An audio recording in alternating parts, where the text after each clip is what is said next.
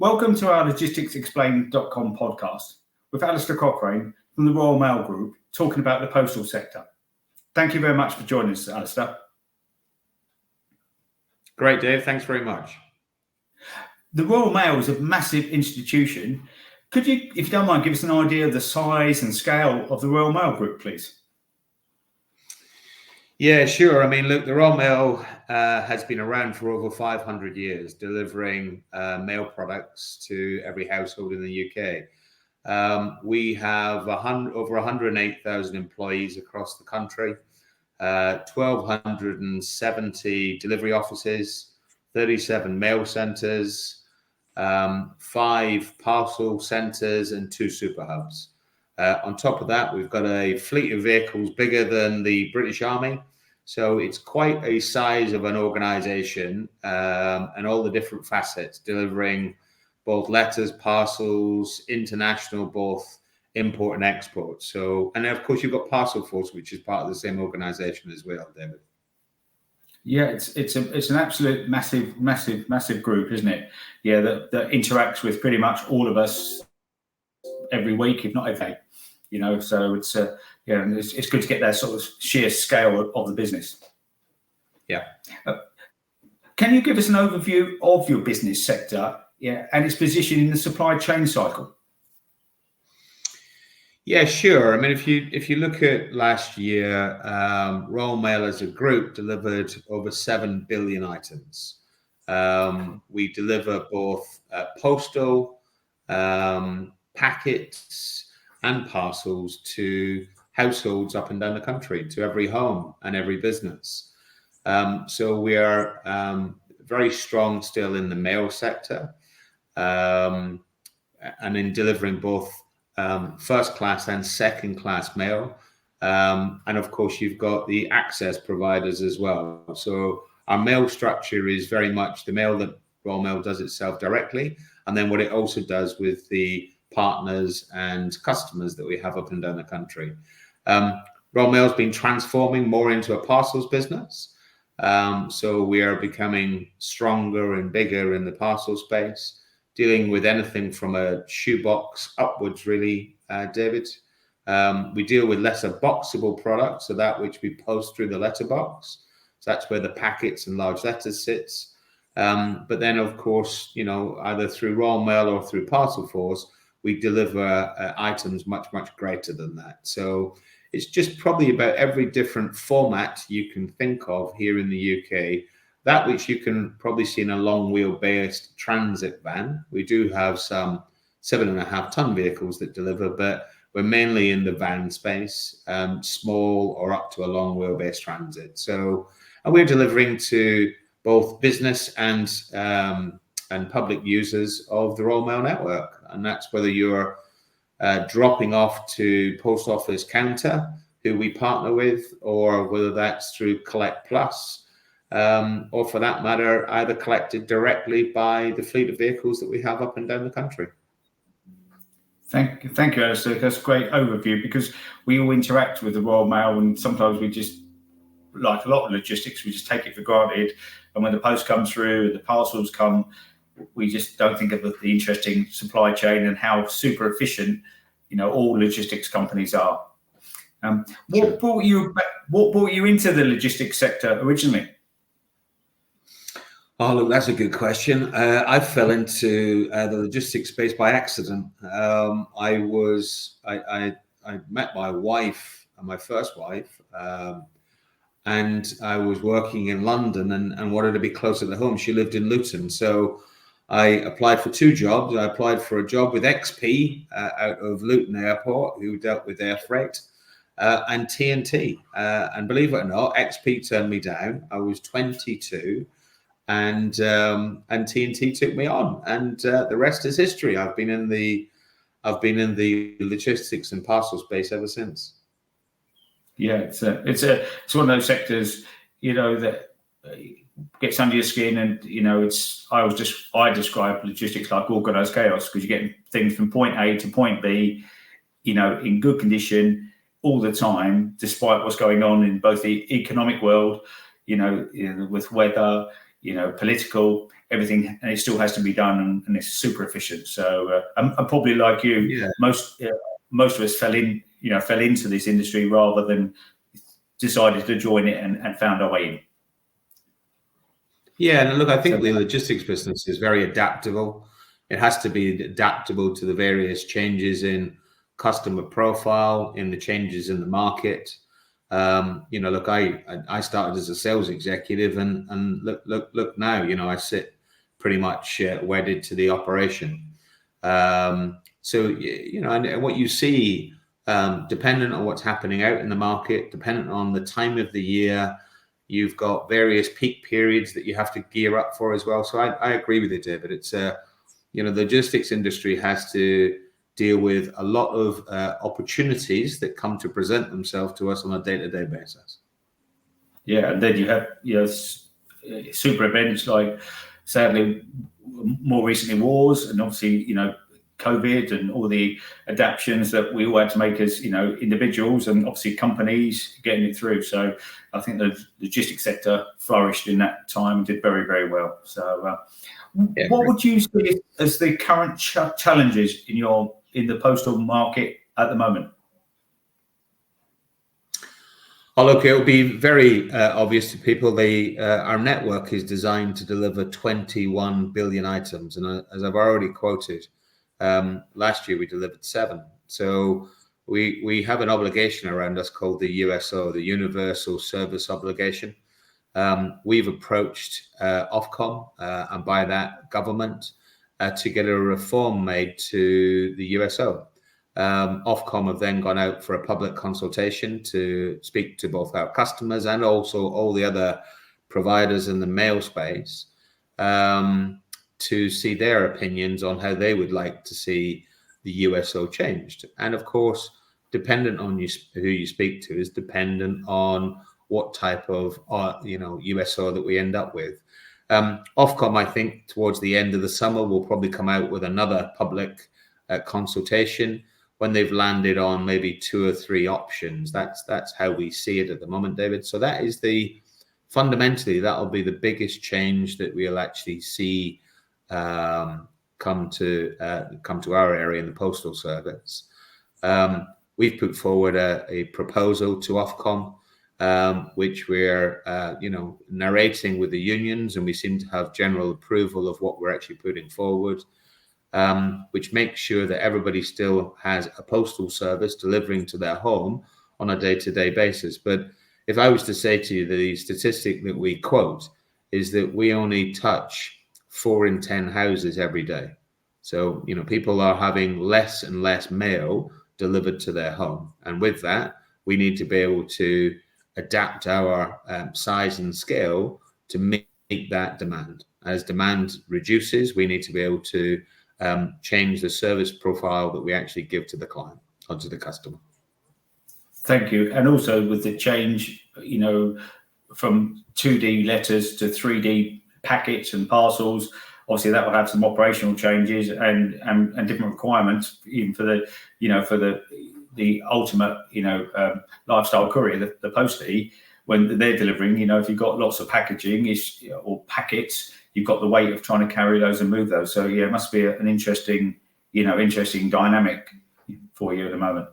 And yeah, look, it is. A lot of our postal colleagues go out in vans. They go out in dual vehicles, so they'll park up and then they'll do their walks around where they park up on the vehicle. The benefit we see from that, of course, is we can put parcels, larger parcels, into the van. It can be delivered at the same time as we're delivering the mail.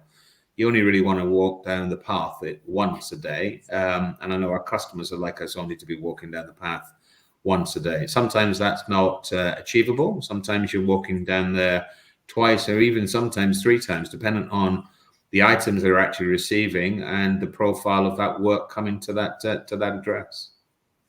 Yeah, it's very interesting. I've got a couple of questions. I'll actually put them together because in some ways you talked about already. So, what are the biggest opportunities for your sector, but also what are these threats? And you could have talked about some of those already, really. So over the next 3 to 5 years, what do you see, the opportunities and threats for the postal services? Let me throw the threats first. I think that we see an aging workforce. I think if you go around to our facilities and speak to postmen and women, our colleagues that we have out there in the business, we have an aging workforce. So I think it's making sure that we can encourage the youth of today to see what we do within Royal Mail as being, a life choice of where they'd like to see themselves work in the future. So I think that's the first thing. I think transformation, as we continue to see postal volumes decline, we need to be in a position whereby we can adapt to those ever-changing demands of the client. And as we transform from a mail business delivering parcels to more of a parcels business delivering mail. So that's the two key ones, I'd say, David. I think in the opportunities are vast. Royal Mail today does very, very well in the tracked 48-hour space. We need to command more of the tracked 24-hour space. So I think that's a big opportunity for Royal Mail. We're delivering a good and solid and consistent level of service now in the tracked arena.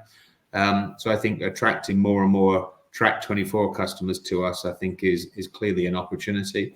I also think I see out of home has been another big opportunity as well, David. So locker banks, pick up and drop off, collect plus, having the ability for clients to create ease of use. As at today, people have to remain in their house when they have a delivery coming towards them. I don't see that being the case in the future. I think we've been slow to adapt to where Europe is in regard to locker banks. I do see that as being a big increase for the future. I can see us having more and more locker banks out there in the market for the customers to use, the end recipients to use, both to collect and to drop off. That's very interesting. And when you come up to pick up drop-off points, PUDOs, do you think eventually there may be sort of almost designated PUDO centres that we all utilise that are, carrier agnostic and supplier agnostic, that we can all go to, whether they have lockers or face to face, like a specialist area? Look, I do. I don't think it will be one shoe fits all. I think you'll have different profiles and different ways of interacting with the either the delivery or the collection. I think we need to be able to adapt to whether you're talking about big metro centres or whether you're talking about very rural locations. I think it will be a different profile in both instances, David. I think you'll end up with, even from our own product, we'll end up with drop-off points that postal persons can then pick up the mail and then take out the delivery. And so it may well be that in the big metros, you stay pretty much as we are today with big centres delivering big volumes. I do think that, we have singleton units today whereby you have drop-off areas. So we take mail to a handover point and we hand it over to postal colleagues that then go out and deliver. So I think it will be a mixed bag, I think, David, for the future. What we've got to make sure is that we're match fit ready for that when it comes. Yeah, okay. And we all see and are pushed towards the green transition. How do you see that evolving and impacting, the postal sector? I think massively. Royal Mail's been an earlier adopter of electric vehicles. We've got electric fleet across the country. In fact, I'm just about to put an order in for another 2,500 to come into the fleet. Having the status that Royal Mail has, it's seen on the streets on every single day, a lot like a lot of the other carriers in the market. But on the size of the fleet, we've got 45,000 vehicles. So we need to make sure that we have electrified locations. We're using different fuel concepts as we go up and down the country. So I definitely see our ability to look at the environment at the same time as adapting to the changing demands of the clients. I think it's key to us. We're going through a process at the moment. Royal Mail puts 50 flights in the air every single day. From an environmental point of view, that's probably not the best thing that we can actually do. So we're now looking at how can we adapt, instead of putting flights in the air, as we clearly see the size of a parcel is getting bigger and bigger.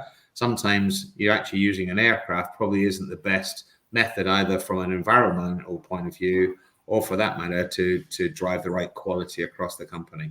So, Royal Mail is looking in this space all the time, both in regards to the vehicles we drive, to the work that we currently do. And then when you get into the property space as well, you've got solar panels that you can actually think. There's many, many different ways that I think companies of our size can adapt and change to the changes that are required for the environment.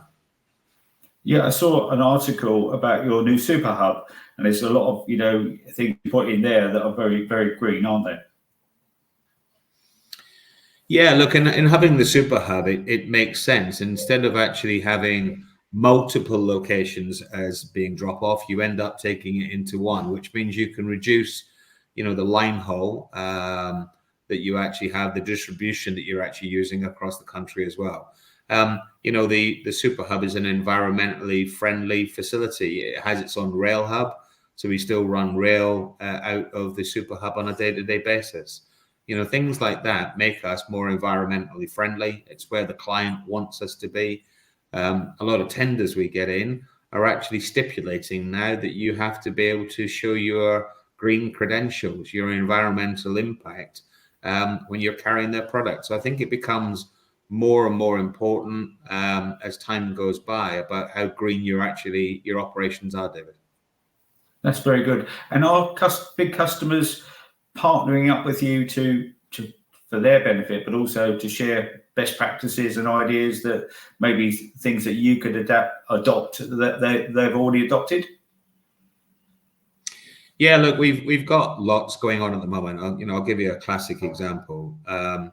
We've, as you can imagine, that Royal Mail, it containerizes everything. If you remember, we're coming off the back of being a mail business. So mail, because of the containers you need to actually hold it in, everything's containerized. So we move a lot of yolks around the country. As we move more and more towards being a parcels business, we need to have loose loads. Loose load has to be more in our everyday activities. So if you think about a fully laden 40-foot trailer, that can take you anywhere between 2.5 to 3 hours to tip. Well, we've now got technology that our own engineering team have actually created, so it's patented for Royal Mail, whereby we can tip a 40-foot fully laden trailer within 6.5 minutes. And we're doing that work hand in glove with the hub group. So our Warrington hub is situated right beside the hub group. We normally run multiple trailers to and from their facility on a day-to-day basis. Now we've been able to reduce that significantly because we're now loose loading. We're not containerizing any longer. And the technology we're using in that trailer means that we can actually tip it very, very quickly, which means that, it cuts down on both the handling that we're actually doing even within the facility. So every which way you touch this, you can clearly see that we are changing the face of what we're doing from an environmental perspective and doing it hand in glove with a client. The Hut Group isn't the only company that we're actually dealing with in regards to this. We deal with many others up and down the country, and we'll partner with our clients for the best result for both organizations.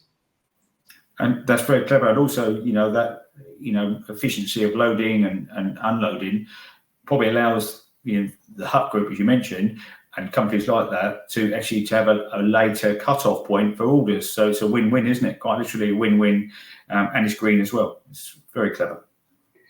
Very clever. Yeah, it takes the number of trailers you're using out, and I think that's always got to be good for the environment, David. The less trailers you're using to move the same volume of items, it absolutely makes sense for the environment.